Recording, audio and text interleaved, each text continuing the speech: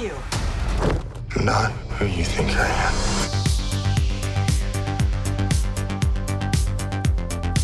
Living it up in the Hotel California, Shang-Chi and the Legend of the Ten Rings introduces us to the MCU's newest hero, and dare I say it, newest Avenger. Directed by Destin Daniel Cretton, Shang-Chi shines a new light on everything we thought we knew about the Ten Rings. We got mid-credits and post-credit scenes in this one, and we'll break all of that down, plus we've got a payoff of an MCU plot thread left dangling in the wind since 2014. But before we get into all that, I have to warn you, we're about to spoil everything that just happened in Shang-Chi and the Legend of the Ten Rings, so if you haven't seen it yet or don't want to know, now would be the perfect time to step outside and get a little fresh air while we sort through this. I'll buy you some time, just keep going. Come on, bro! Okay, now that we're past the spoiler warning, let's get to that mid-credits scene, but before we do, keep in mind, Shang-Chi and the Legend of the Ten Rings is in theaters only and not on streaming yet, so what that means is we don't have access to all those sweet movie visuals to share with you in this video here. We're going to do the best we can with all the trailers and clips they've put out, plus all the old MCU stuff we have access to, so just bear with us if the visuals don't match up exactly. We'll do the best we can. Anyway, the mid-credits scene. Shang-Chi and Katie are there with Wong talking with Captain Marvel and a very non-hulked out Bruce Banner via hologram. Shang-Chi winds up with the Ten Rings at the end of the movie, and we'll explain all of that in just a second, but Wong seeks him out and brings him through a portal to chat with the remaining Avengers to get a sense for what the heck these things even are. We know that they're at least 1,000 years old, mega powerful, and very certainly not from Earth. They're not even from any planet or plane of existence that Captain Marvel or Wong seem to know about. What's more, Banner finds out there's a beacon buried deep inside the ring sending a message to space, apparently. What's it saying? Who is it intended for? We don't really know, and neither does Banner. And before they can get too far into it, Captain Marvel has to dip out to answer a deep space emergency call, and Banner and Wong kind of wrap up the whole thing like, welcome to the non-stop circus your lives will be from here on out. Okay, I know that's kind of a lot, so here's the quick recap to show how we got there. Sean and his friend Katie are parking cars for a living in San Francisco, just doing their own thing when they get attacked by Ten Rings assassins. After Sean easily beats them down, he explains to Katie that his real name is Shang-Chi and his father is an ancient warlord wielding the Ten Rings of Power, which has basically made him immortal.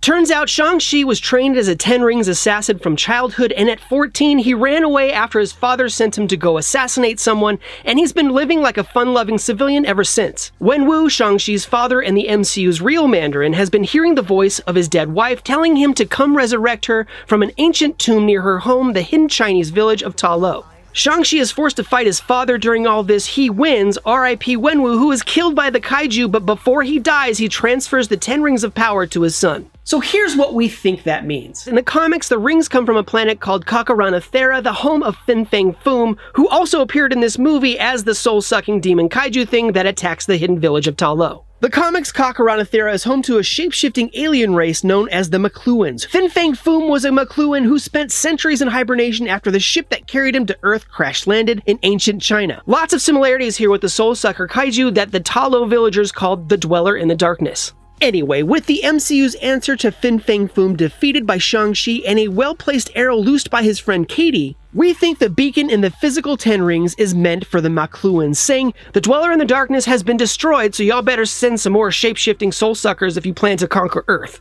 I mean, that's paraphrased, obviously, but you get the picture. In the comics, the Mandarin's Ten Rings of Power came from the McLuhans. In the film, Wenwu explains the rings are both ancient and of extraterrestrial origin, and there's a chance that extraterrestrial could, in this case, mean multiversal, rather than simply from space. The MCU is big time building up its space stuff. Guardians, obviously, Captain Marvel is out there doing her thing, and Nick Fury is still on that Skrull space station we saw in Spider-Man Far From Home. Everybody back to work! Shang-Chi and the Legend of the Ten Rings could also be the MCU's latest setup for more cosmic craziness to come. Also, it bears mentioning that this mid-credits scene shows us that the Avengers who survived Endgame are all still around, they're still in communication with each other, and now they've added Shang-Chi and possibly his friend Katie to their ranks. We have Bruce Banner with his arm still in the sling he wore after bringing half of existence back from oblivion with a snap. We have Captain Marvel, who is still focused on fighting bad guys in space, but is still definitely keeping tabs on Earth. This also gives us kind of an idea of when this takes place. Not that long after Endgame if Banner is still in the sling, but long enough for Captain Marvel's hair to grow back. You know who I am. You don't know where I am. And you'll never see me coming. So remember when the Ten Rings terrorist organization showed up in the Iron Man movies? Wenwu was commanding the terrorist organization all along and named it after his fancy alien jewelry. The actor Trevor Slattery later played a cooked-up version of the Mandarin at the direction of Aldrich Killian in Iron Man 3, and in the All Hail the King one-shot, we learned that the real Mandarin was aware of all this and none too pleased with Trevor. Bloody hell.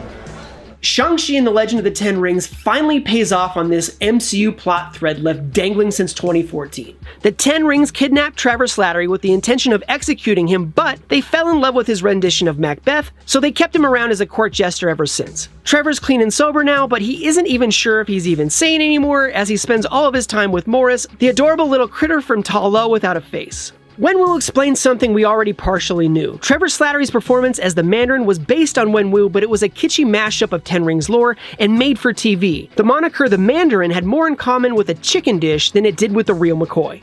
Anyway, point is, the Ten Rings terrorist organization is just as real as it was when we first saw it back in Iron Man 1, commanded and controlled for centuries by Shang-Chi's father, Wenwu, or at least it was until he's killed by the soul-sucking dweller in the darkness after being confronted by his son. This brings us to the post-credit scene. The Ten Rings haven't stopped or even slowed down. We open on Shang-Chi's sister, Xia-Ling, who's back in her room at the Ten Rings compound. Razor Fist, who's in this movie a bunch, enters and tells Xia-Ling that the troops are ready for her, so she takes her father's throne overlooking the troops, and she's all like, "We have a lot of work to do." Earlier in the film, Shang-Chi was made to understand that the Ten Rings would disband following his father's untimely death. Now we see that that isn't the case. When we met Xia-Ling earlier in the film, we learned that she too had left the Ten Rings after her brother did, but at the film's end, she is now taking her place as her father's heir. The scene ends, and on screen we see the words, "The Ten Rings will return." We're guessing most likely they'll come back to hassle Shang-Chi in his next solo adventure and possibly spill out into other MCU films as well. He's just a criminal. And of course, we have to take all of this and bounce it back off what we already know about the MCU and what the masterminds at Marvel Studios have cooked up for Phase 4. While Phases 1 through 3 mainly centered on the Avengers characters, Phase 4 seems to be focusing on several things at once. First, if we're talking threats, Shang-Chi and the Legend of the Ten Rings could be a kaiju-sized setup for more cosmic threats in the MCU. I mean, odds are that beacon isn't broadcasting to Thor and the Guardians out in space. At this point, the MCU Earth has been attacked by the Chitauri, the Dark Elves, the Chitauri again when Thanos came back, and there's still a secret Skrull infestation going on. As Shang-Chi's career as an Avenger grows and develops, there's a good chance he's gonna end up battling all kinds of otherworldly invaders.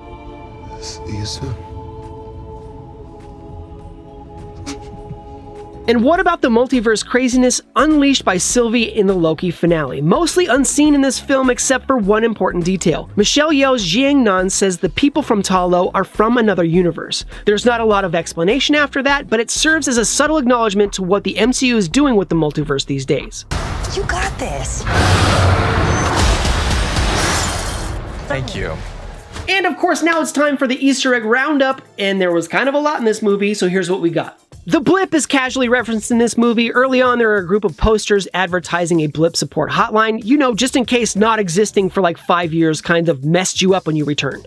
We guessed the Death Dealer would have a larger role as a villain in this movie, but really he's just Ten Rings muscle and former mentor to Shang-Chi. Anyway, Death Dealer comes from Marvel Comics, first appearing in Master of Kung Fu number 115. Speaking of Ten Rings muscle, Razor Fist at least survives this movie. Also from Marvel Comics, Razor Fist was the codename taken by at least 3 different would-be villain types, William Young, and later the brothers Douglas and William Scott. Abomination is in this movie. We spotted him fighting Wong in the trailer. Of course, the MCU Abomination got his start by taking what he thought was Super Soldier Serum back in The Incredible Hulk. Wong seems to have a rapport with the big guy here, even referring to him by his first name, Emil. Speaking of Wong, maybe he was dipping out to an underground fight with Abomination just before Doctor Strange messed up the whole multiverse like we saw in the Spider-Man No Way Home trailer. But I digressed.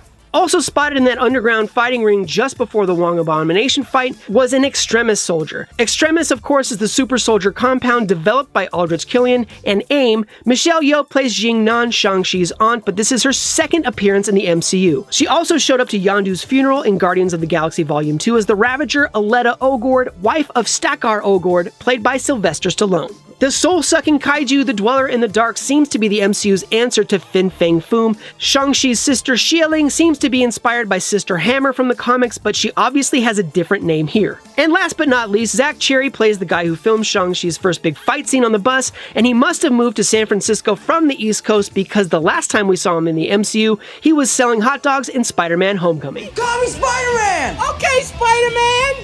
Don't flip! Yeah! But what did you think of Shang-Chi and the Legend of the Ten Rings? Who is that beacon in the Ten Rings intended for? And does this mean that Katie is basically an Avenger now? I mean, she was in that meeting too.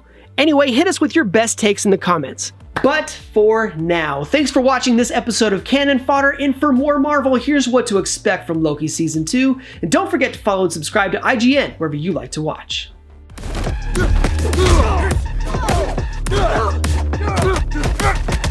Yo, what up, y'all? It's your boy Clev coming at you live on the bus. I actually did take a little bit of martial arts as a youth, so I'm gonna try and grade this fight as we're going.